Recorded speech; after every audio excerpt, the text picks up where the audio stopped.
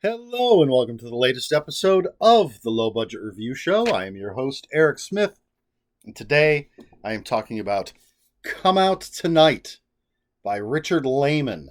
And this copy is from 47 North. So, before I get into this book, I want to talk about this copy. I was afraid that this was some bootleg copy, but apparently 47 North is an imprint from Amazon, which might be worse than a bootleg copy. It's their 7th imprint, and it's their science fiction, fantasy, and horror imprint. And it says in here, let's see. This title was previously published by Dorchester Publishing. That's Leisure Books. This version has been reproduced from the Dorchester Book Archive files. And if you look at this, it looks like on the cover that they just took the cover of the Dorchester book and put it on here, expanded it a little bit. If you look inside, there's a huge amount of white space. So they basically took a mass market book and printed it in trade paperback size without making the print or anything any bigger. And here's your nutshell. I'm just going to read you the back cover copy. Come out tonight. When a young woman's boyfriend disappears, she heads out to search for him, straight into the path of a psychotic killer. That's it. That's the back cover copy. So I kind of wish I'd found a Leisure Book copy of this at Half Price Books, but I didn't. There is a reason I bought this, ordered it from Amazon, got it as quickly as I could. You'll find out about that in the future. But anyway, all right, all of that being said, Come Out Tonight by Richard Laymon. The Too Long Didn't Watch, I gave this 3 out of 5 stars. I liked it, but that's about it. It didn't blow me away. I didn't dislike it. For me, Richard Laymon is hit and miss. I've read some books that I did not like at all, some that I absolutely loved. This kind of falls in the middle. So, again, what it is Sherry and her possibly boyfriend. They haven't been together for very long, and they're about to have sex for the first time, but he doesn't have any condoms. This is in LA. And he says he's going to go out and get some. And at first she's like, no, it's dangerous out there. There's the fires, but they're not that close. He's like, the store's just a couple blocks away. It's open 24 hours. So he eventually leaves to go and get condoms. And she waits for over an hour, I believe. And he doesn't come back. So she decides to go out and see if she can find him. She's going to go down to the store. And this is where everything goes wrong. As it says, she heads out to search for him straight into the path of a psychotic killer. So I don't want to give away all the twists and turns. And this book is full of twists and turns. I like the violence in it. I think Richard Laymon very good at writing violence. I like a lot of the twists and turns. And there's a point relatively early on where this is let's see, what do we got? Over 400 pages. 434 pages. And there's a point early on where I was thinking, where is this going to go? We're already at an 11. How's he going to keep this up? What is going to happen in this story? But he does manage to keep things moving along. And there's a point where there's clearly a point where it's sort of the first half of the book, and then all of a sudden the second half of the book, there's a turn. And I've heard that of at least one other book where this happens. Lucas Mangum and Jeff Burke on their Make Your Own Damn podcast. They shared an episode of a Laymon podcast that Jeff Burke wanted to do, and they talked about one of his books. I don't remember which one, but they said, like, there's the first half where all this crazy stuff happens, and then it's almost like a sequel. That's not how they put it, but it's been a while since I listened to the podcast. But it basically takes a huge turn, and then it's almost a different book. And that's kind of something that happens in here, and I liked that. I liked that there's a point where it's like, okay, it seems like the story's over. Where is this going to go? My biggest problem, I think, is that I feel like a lot of the characters make incredibly stupid decisions. And I try not to be an armchair quarterback when it comes to these things. I get annoyed when people are talking about a horror movie and they're like, oh, this person did that stupid thing and this person did that stupid thing and I wouldn't do that.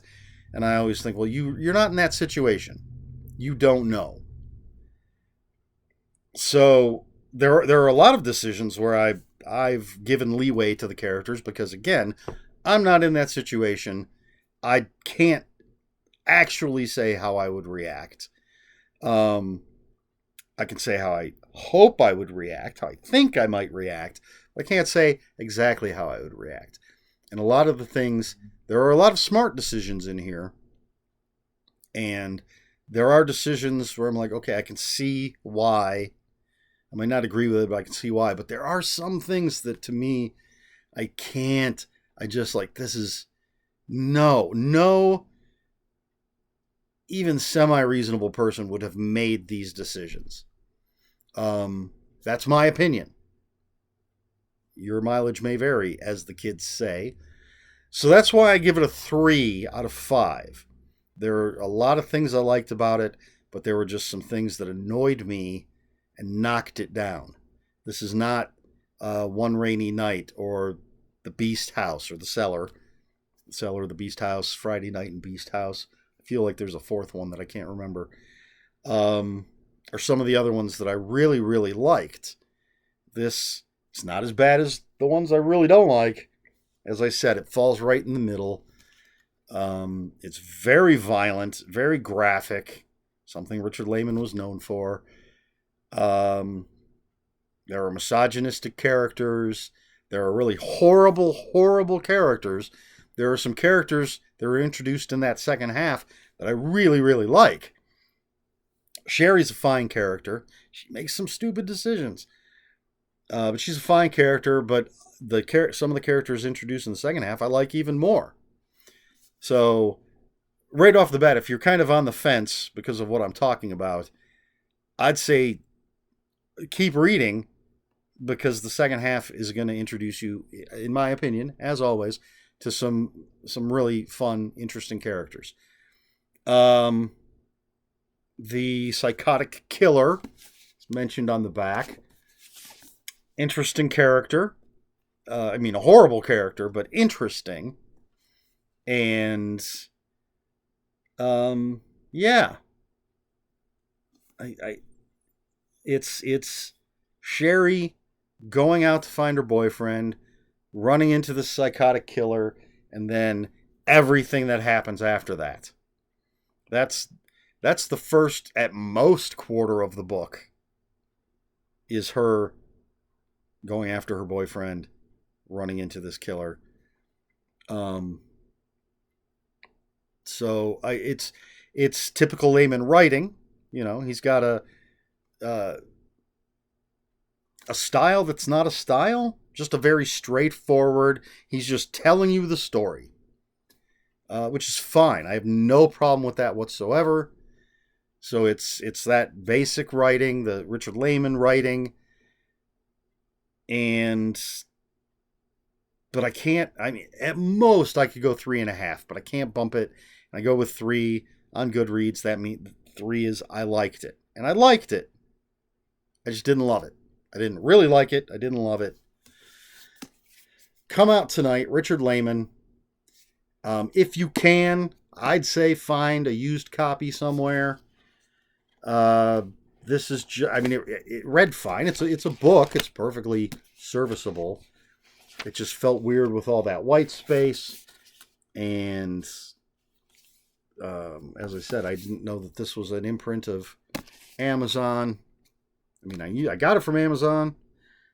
I use their services. That doesn't mean I completely support them, unfortunately. Sometimes I was going to say you have to use their services, but technically that's not true. But for certain things, there really aren't a lot of options. Anyway, come out tonight, Richard Laymon, 3 out of 5 stars. That's it. Question for this video, very simple. Have you read Richard Laymon? If so, what do you think? Do you have a favorite Richard Laymon novel? My Richard Laymon journey was, I read my first Richard Laymon book. I do not remember the name of it, and I did not like it. It's another case where I thought the main character, through the entire story, just made horrible decisions. I didn't understand their motivation. Didn't like it at all. And then, sometime later, I picked up One Rainy Night and loved it.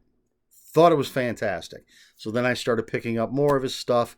As I said, I love the Beast House series.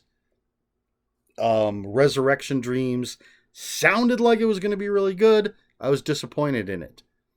But that's one I think I might go back and reread, because again, maybe I was in the wrong mood for it.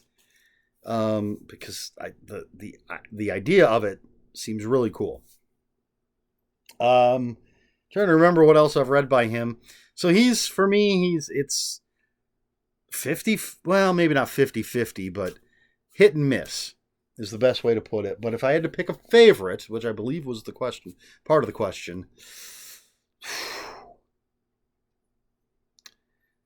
I'd probably at this point say One Rainy Night, because that's the one that I really, really liked after reading one that I didn't like at all.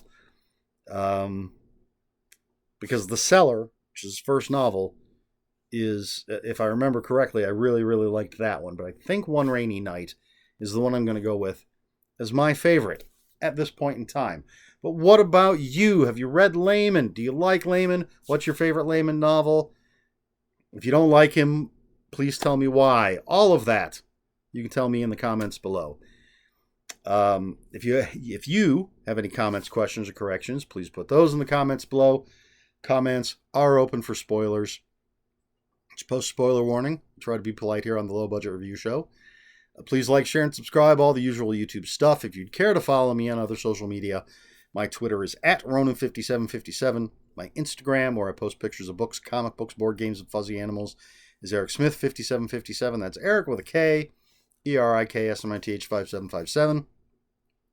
That's all I have. This has been the Low Budget Review Show. I have been Eric Smith, and until next time, read more books.